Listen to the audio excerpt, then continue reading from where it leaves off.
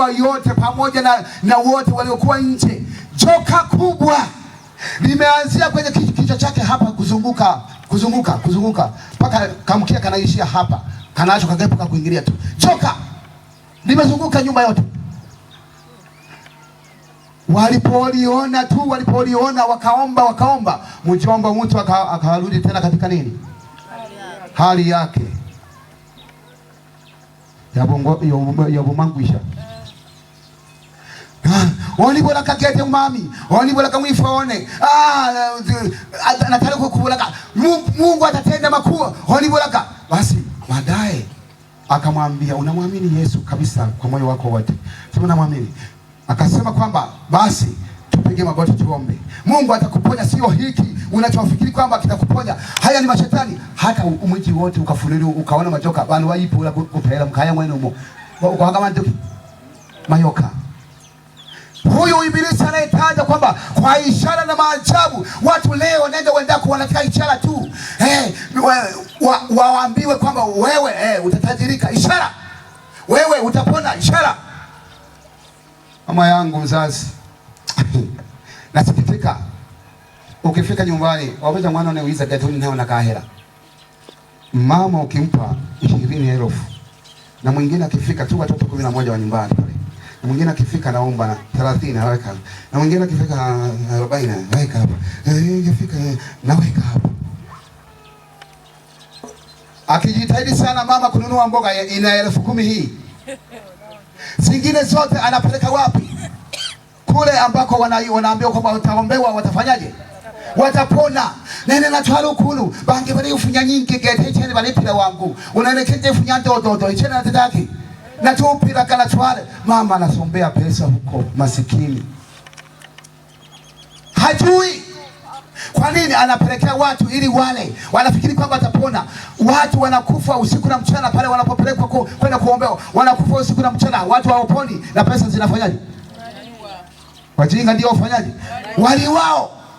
Ibilisi anafanya mambo ya ajabu. Huyu mnyama alipotawala, Biblia inasema kwamba huyu mnyama kuna jambo fulani ambalo bado lipo. Ili huyu asi aje afunuliwe. Ili Bwana Yesu amwangamize kwa pumuzi ya kinywa chake. Na katika siku zinazosonga huko mbele tutaangalia mapigo 7 ya mwisho wa dunia. Na mojawapo ya mapigo 7 ya mwisho wa dunia hii, mnyama huyu pamoja na ibilisi pamoja na nabii wa uongo wote watasukumwa kwenye ziwa la nini? La moto.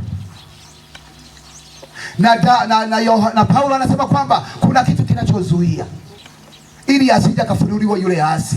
Kwa nini? Bado kuna watakatifu wa Mungu wanaohitaji kusikiliza neno la Mungu. Watu wa Bariadi wanatakiwa kuongoka na kumfahamu Mungu na kumjua Mungu aliye mtakatifu wa Israeli, ili watende kama Mungu anavyotaka, si kama maaskofu wanavyowafundisha watu, kama mapadri wanavyowafundisha watu, kama wachungaji wanavyowafundisha watu, kama wainjilisti wanavyowafundisha watu.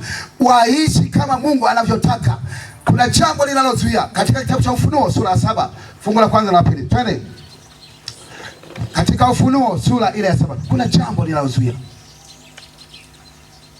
Huyu mnyama aliponena kinyume chake aliye juu, Biblia inasema kwamba mpaka viti vya enzi vikawekwa, halafu hukumu ikawekwa. Unafikiri hili jambo dogo hili? Jambo kubwa.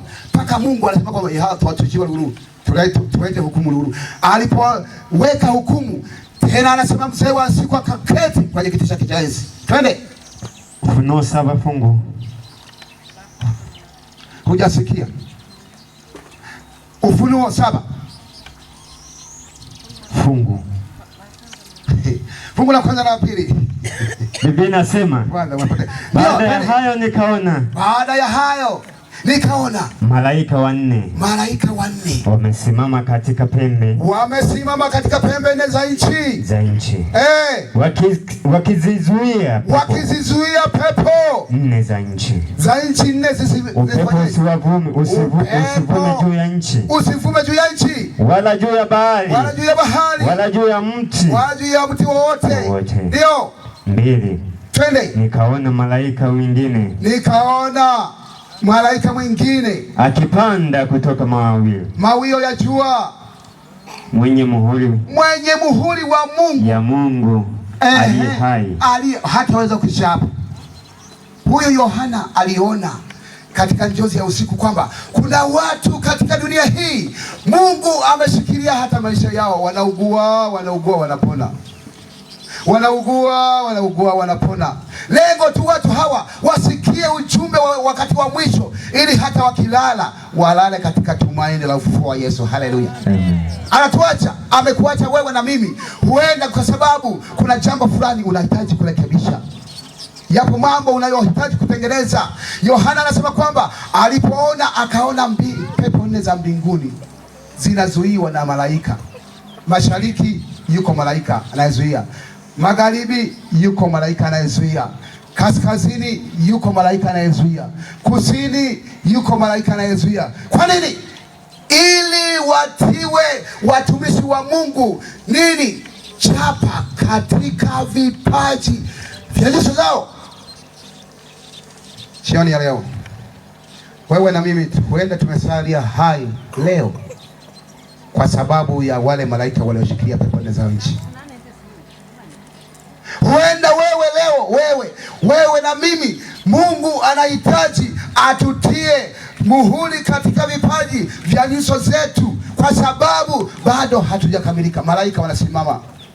Tena Yohana alipoona, akaona katika mawio ya jua malaika amesimama akipiga muhuri watumishi wake, akipiga muhuri akina mama, akipiga muhuri wanawake, akipiga muhuri wazee, akipiga muhuri vijana wa kiume, akipiga muhuri mabinti, kwa sababu aliona mwisho unakaribia. Ndio maana Mungu akasema kwamba Yohana, acha malaika washikilie kwanza pepo.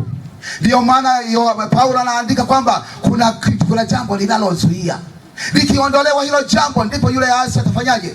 Atafunuliwa, ambaye Bwana Yesu atamuua kwa pumzi ya kinywa chake. Katika 45:2 Danieli 2:45. Danieli 2:45. Danieli 2:45. Sawa, twende. Biblia inasema, ndipo Nebukadneza mfalme akaanguka kifudifudi. Danieli 2 fungu la 45. Danieli 2 fungu la 46, 45. Nimesema 45. 45 nasema. Ndio. Na kama vile ulivyoona ya kuwa jiwe lililochongwa mlimani bila kazi ya mikono ya wanadamu, na ya kuwa lilivunja kile chuma kile chuma na ile shaba na ule udongo na ile fedha na ile dhahabu. Wapendwa, huyu ni mfalme Nebukadneza aliyeonyeshwa